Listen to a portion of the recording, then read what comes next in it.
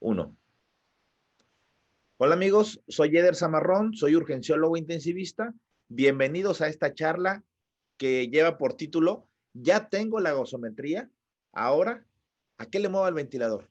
Esa pregunta es muy común. Vamos a tratar de aterrizar muy bien qué hacer en esos momentos en que ya programaste un ventilador mecánico de forma adecuada y te llega el control gasométrico. Así que no se despeguen de este video y vamos a entrar netamente en materia. Los objetivos en la ventilación mecánica son mantener presiones pulmonares meta que no sobrepasen los límites permisibles para que no causemos un daño pulmonar y el mantenimiento en rangos acorde a diferentes situaciones clínicas o escenarios clínicos del dióxido de carbono y del oxígeno. Así que en eso nos vamos a enfocar. Para empezar, vamos a abordar lo que es el CO2, que es netamente lo que te habla de la ventilación del paciente, es decir, de el volumen minuto. Recordemos que el volumen minuto es producto de la frecuencia respiratoria y del volumen tidal o volumen corriente. En este caso, en el ventilador mecánico, pues nosotros controlamos estos dos parámetros. A mayor volumen minuto, menor CO2 y viceversa. Conceptualmente hablando, esto es un concepto fisiológico aplicado a la ventilación mecánica. El objetivo de programar el ventilador mecánico en cuanto al CO2 es mantenerlo en una meta entre 35 a 45 milímetros de mercurio. Esto a nivel del mar. Sabemos que conforme más altura sobre el nivel del mar, menos cantidad de gases y por lo tanto menos cantidad de CO2. Por ejemplo, en la Ciudad de México, donde hay más altura sobre el nivel del mar, se maneja un CO2 promedio de 32 más menos 2. Esto es algo normal. Por ejemplo, ellos con 40, 45, pues ya tendrían acidosis respiratoria.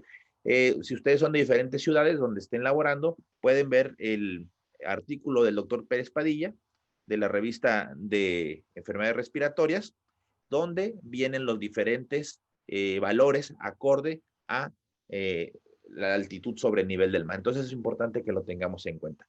Y lo vamos a aplicar este concepto en pulmones sanos, en pulmones donde no tenga patología ni obstructiva ni restrictiva, es decir, en pacientes que no tengan un proceso inflamatorio pulmonar o pacientes que tampoco tengan un broncoespasmo, porque eso es diferente, vamos a verlo poco a poco.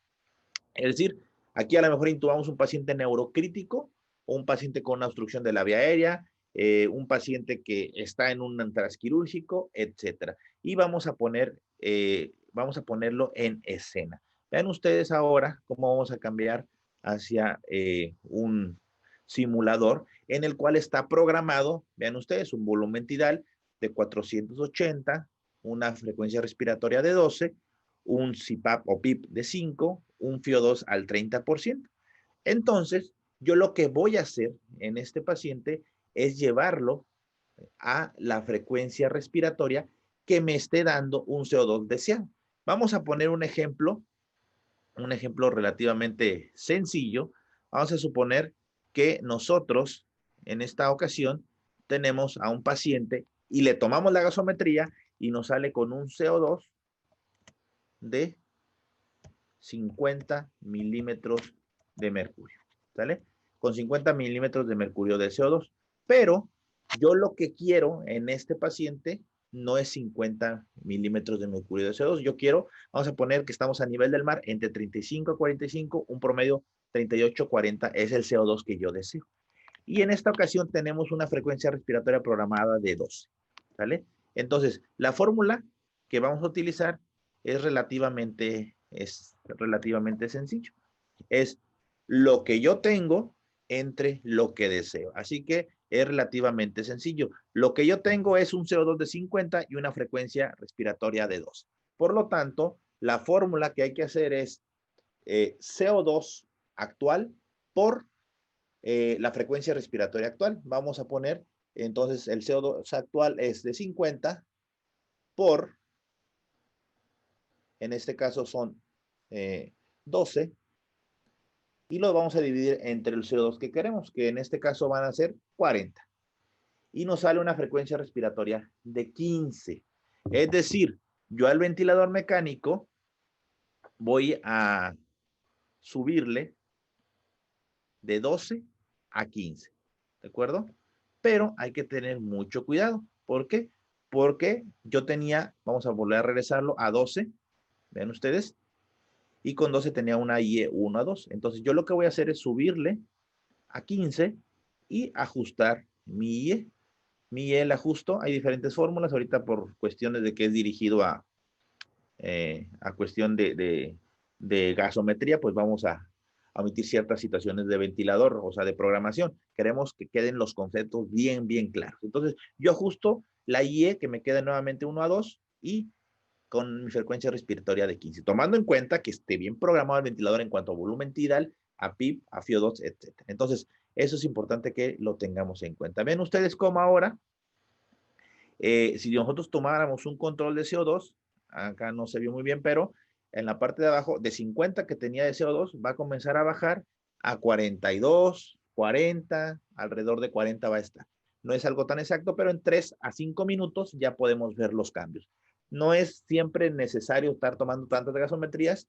Estas fórmulas son relativamente confiables, aunque lo ideal sería que estuvieran monitorizando con el CO2 exhalado. Entonces, vean ustedes, ahora ya viene hacia 41 y ahí se puede mantener de una forma mucho mejor. Entonces, así ajustamos el CO2 acorde a la frecuencia respiratoria.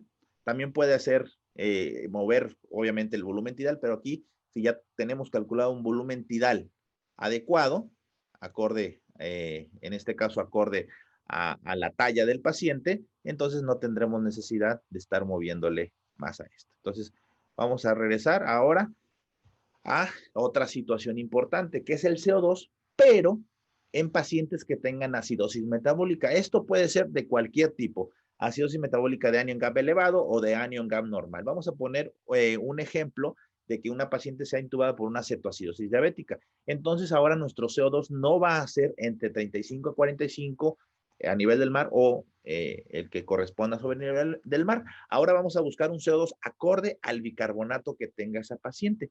Es bien importante que recordemos que cuando un paciente tiene una acidosis metabólica, es decir, tiene un bicarbonato bajo, por menos de 22, el mecanismo de compensación va a ser hiperventilación. Es decir, va a aumentar el volumen minuto para que disminuya CO2 y la sangre se haga menos ácida. Entonces, ese es el concepto. Por lo tanto, ahora vamos a utilizar la fórmula del CO2 esperado acorde a el bicarbonato, que es la fórmula de Winters. Es bicarbonato por 1.5 más 8. Y lo vamos a hacer nuevamente en un ejemplo para que nos quede mucho más claro este concepto. Vamos a poner, ahora bien, es este mismo ventilador mecánico, este mismo simulador nos va a servir para esta situación. Vamos a poner el ejemplo de que mi paciente tenga un pH, se intuba, se programa un ventilador, ¿de acuerdo? Y tenga un pH de 7.1, tenga un CO2 de 40, ¿de acuerdo? Y tenga un bicarbonato de 10. Entonces yo puedo creer, digo, pues está en 40, está muy bien porque es mi CO2 normal a nivel del mar, pero no. Yo aquí lo que voy a hacer es utilizar la fórmula de Winters, ¿de acuerdo? Para sacar cuánto queremos de CO2 acorde a este bicarbonato. Y la fórmula de Winters es relativamente sencillo, les digo, es el bicarbonato actual que es 10, ¿de acuerdo? Por 1.5 y el resultado le sumamos más 8 y nos da 23. El resultado es más menos 2 cuando hablamos de fórmulas de compensación en la gasometría, pero aquí como queremos un número fijo es 23. Entonces ahora, fíjense ustedes, mi CO2 esperado para este bicarbonato, en este caso, es de 23. Ojo, mucho ojo. Ahora yo lo que quiero es bajar de 40 a 23. Entonces, utilizamos la misma fórmula para bajar el CO2, para mover el CO2, que es lo que tengo entre lo que quiero. Ahora tengo una frecuencia respiratoria de 15, que está en el ventilador mecánico, vean ustedes, por un CO2 actual de 40, ahí está, 15 por 40, y lo vamos a dividir ahora ¿entre cuánto? Entre 23 porque es el CO2 que queremos. Entonces, la frecuencia la tenemos que subir hasta 26. Es decir, vean ustedes aquí, de 15 que tengo, le tengo que subir hasta 26. ¿Para qué? Para que mi paciente pueda tener un CO2 acorde a ese bicarbonato. Entonces, vean ustedes aquí cómo lo que vamos a hacer es ajustar una IE 1 a 2 con el tiempo inspiratorio o con el flujo inspiratorio acorde a cada ventilador. ¿De acuerdo? Ahí tenemos que programar algunas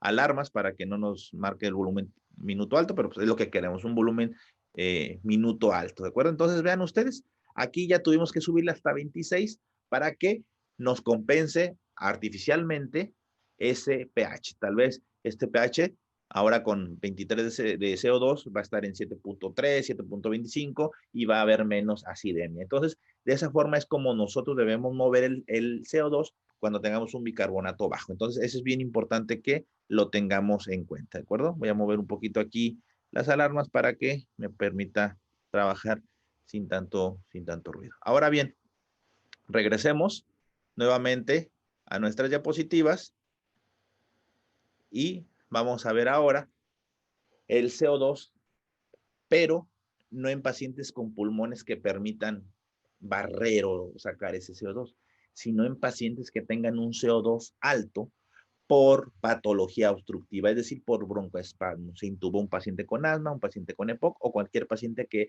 haga un atrapamiento aéreo. Ojo, aquí el peor problema o lo peor que pudiéramos hacer es aumentar la frecuencia respiratoria para bajar el CO2. Eso es lo peor que pudiéramos hacer. El CO2 en paciente obstructivo se baja con una estrategia de evitar atrapamiento aéreo, aumentando la relación inspiración-expiración.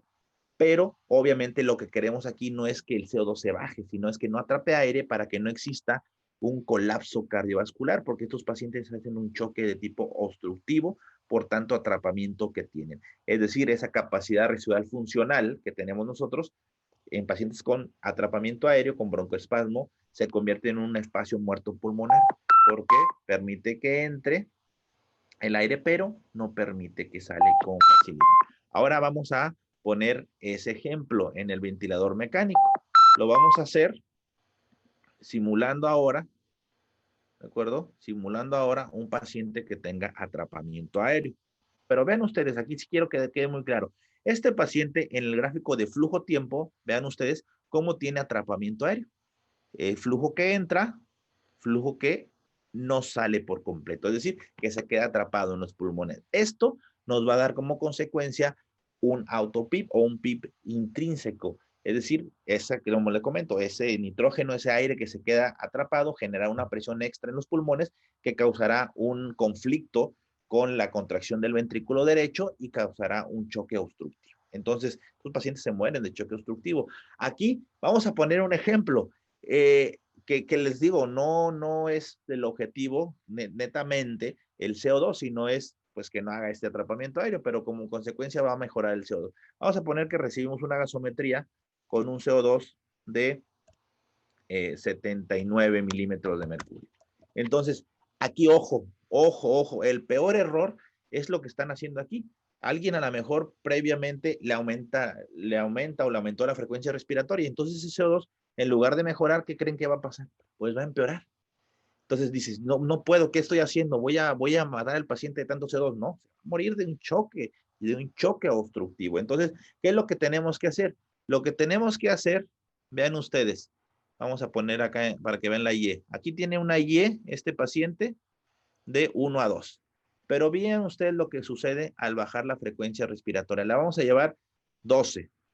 Bien sedado, bien relajado el paciente y lo vamos a dejar en 12. Vean cómo automáticamente, ¿de acuerdo? El AIE se prolonga 1 a 4, 1 a 5.4 y vean ustedes aquí, voy a congelar un poquito la imagen, cómo de tener atrapamiento aéreo con el simple hecho de bajar la frecuencia respiratoria, se aumenta la relación IE.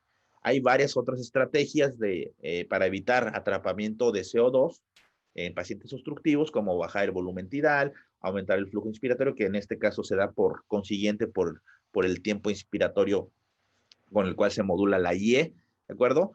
y algunas otras estrategias que todavía están en dudas, como el PIP contra PIP, etcétera. Entonces, vean ustedes que la maniobra más efectiva para evitar el atrapamiento aéreo, entre las varias que existen en ventilación mecánica, es bajar la frecuencia respiratoria. Y obviamente, quitar lo que está condicionando el broncoespasmo. Hay que broncodilatar, betagonistas, anticolinérgicos, esteroides, magnesio, ketamina, ¿de acuerdo? Estos pacientes deben de recibir una situación farmacológica dirigida a quitar el broncoespasmo y por lo tanto el atrapamiento aéreo. Una vez que se quite ese proceso obstructivo, entonces se podría progresar la ventilación mecánica. Entonces, vean ustedes esa situación que es importante que destaquemos. Vamos a regresar nuevamente a nuestras diapositivas y que quede bien claro ese concepto. Ahora bien, ya por último, en cuanto a CO2, en pacientes con SDR, ¿qué es importante destacar aquí? No busque un CO2 normal, esa es una de las principales reglas. ¿Por qué? Porque los pacientes con síndrome de distrés respiratorio agudo, sea la causa que sea, pulmonar o extrapulmonar, viral, bacteriana, micótica, etcétera, estos pacientes tienen mucha disfunción alveolar, es decir, mucha ocupación del intersticio y o del alveolo. Por lo tanto, entre más ocupación intersticio alveolar tengan, mayor CO2 van a estar produciendo. ¿Por qué? Pues porque el CO2 no va a poder salirse hacia el alveolo y posteriormente hacia afuera del sistema respiratorio. Entonces, por eso tienen un poco más de CO2 de lo habitual. Por lo tanto, no vamos a buscar un CO2 como lo que estamos acostumbrados a la normalidad entre 35 a 45 a nivel del mar o acorde a sobre el nivel del mar. Aquí estamos conformes con que tengamos un CO2 menos de 60 milímetros de mercurio. Esta cifra te permitirá que no tengas tanto CO2 como para que no tengas más disfunción de ventrículo derecho. ¿Por qué? Porque el CO2 es una causa de pulmones inflamados, pero también es una consecuencia, tiene un efecto orgánico importante de una vasoconstricción del capilar pulmonar y por lo tanto aumenta la poscarga del ventrículo derecho. Así que hay que buscar un CO2 al menos de 60 milímetros de mercurio. Obviamente, debemos de estar interactuando en lo que es el volumen tidal. Aquí, en estos pacientes, vamos a regresar a nuestro simulador y ahora vamos a poner un paciente que tenga, pues, síndrome de estrés respiratorio. Entonces, vamos a suponer que este paciente tenga calculado un volumen tidal a lo mejor a 5 mililitros por kilo de peso predicho, ¿sale? Y tiene un CO2, a lo mejor, un ejemplo, un PCO2 de 79 milímetros de mercurio. ¿Qué es lo que quiero hacer? Y con una frecuencia respiratoria de 20. Aquí es relativamente sencillo, no hay tanto problema. ¿Qué es lo que vamos a hacer? Nuevamente la fórmula, lo que quiero entre lo que tengo entre lo que quiero, perdón. Entonces, aquí tenemos 79, ¿de acuerdo? De CO2 por 20 de frecuencia respiratoria actual entre 60, que es lo mínimo que debe ser. Entonces yo tengo que aumentar la frecuencia respiratoria a 26. ¿De acuerdo? Aquí vamos a hacer nuevamente nuestra programación. De 20 tengo que aumentarla a 26. Lo máximo que se permite en los ventiladores mecánicos es hasta 35. ¿De acuerdo? Entonces vamos a ver aquí, vamos a mover el tiempo inspiratorio para que nos quede una relación 1 a 2. También puede ser 1 a 1.5 mientras nuestro paciente no haga atrapamiento aéreo. ¿De acuerdo? Entonces vean aquí, no hay atrapamiento aéreo y nuestro CO2 va a bajar. Obviamente a 60, obviamente aquí vamos a estar vigilando muy de cerca las presiones pulmonares. Pues este SR es muy pitero, ¿no? Este ejemplo que se puso es muy sencillo, muy leve, muy fácil de ventilar porque las presiones pulmonares que está generando no son muy altas. Entonces, vean ustedes cómo es lo mismo, solamente nuestra meta de CO2 es un poco diferente. ¿Vale? Entonces, eso es básicamente lo que vamos a hacer en pacientes con SDRA. Ahora bien, pasando ya a lo que es cómo nos sale la oxigenación, aquí es importante destacar los pulmones normales, como les comento, pulmones que intubamos por otras situaciones neurocríticos, a lo mejor por un paciente por una protección de la vía aérea, por un absceso de cuello, por un tumor, por quemadura de la vía aérea superior, etcétera. tal vez estos pacientes van a requerir muy poco FiO2. Entonces, aquí hay que poner el FiO2 el mínimo para que mi paciente mantenga saturación entre 92 a 96. Eso se puede hacer con una pulsoximetría.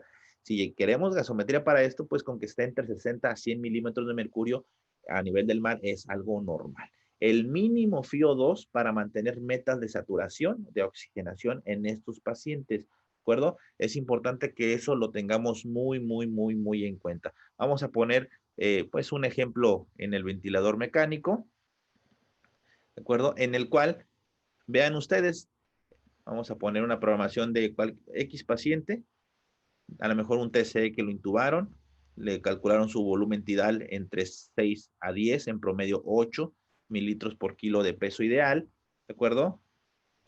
Paciente que no tenga obesidad, ¿sale? Y vean ustedes que el paciente está saturando al 100% y es neurocrítico, o cualquier paciente neurocrítico mucho más. Cualquier paciente neurocrítico con un PaO2, o sea, una presión arterial de oxígeno más de 104 milímetros de mercurio, aumentaremos la mortalidad, porque hay más formación de radicales libres y más destrucción de las células, ¿de acuerdo? Entonces hay más muerte celular en estos pacientes. No queremos eso, hay más necrosis, que es la muerte celular que no queremos. Entonces, ¿qué es lo que vamos a hacer? Vamos a bajar el FiO2. Inclusive, vean ustedes, yo podría llegar a bajar el FiO2 hasta 21%, más o menos esperan unos 5 minutos, 3, 5 minutos están al pendiente, y posiblemente este paciente aún así va a estar saturando en metas, entre 92 a 96, algunos marcan 94, 90 96, otros dicen que arriba de 90, pero que hay siempre 92 a 96% es la meta.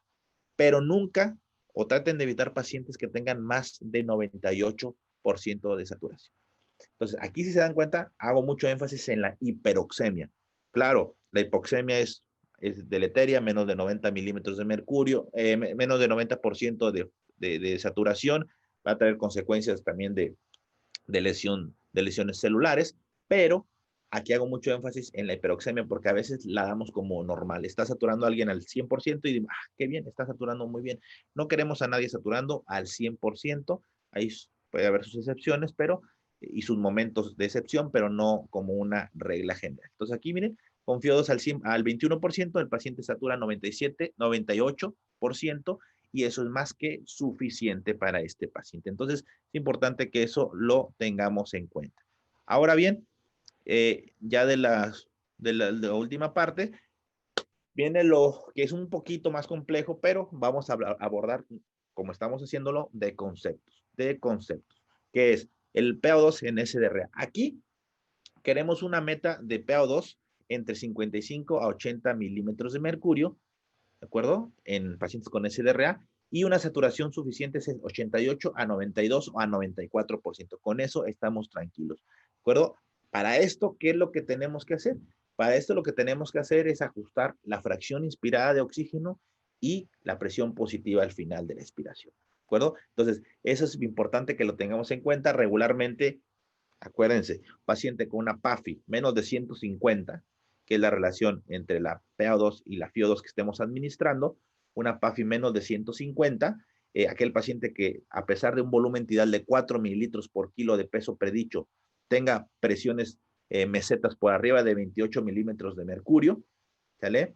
O que no tenga metas, logremos metas de CO2, esos pacientes se tienen que considerar una ventilación mecánica en prono, a la par de una pseudoanalgesia profunda, y considerar inclusive una relajación o bloqueo neuromuscular en pacientes sobre todo con presiones pulmonares altas o con asincronías. Entonces, eso es importante que lo tengamos en cuenta. Vamos a ir por último a nuestro ventilador mecánico.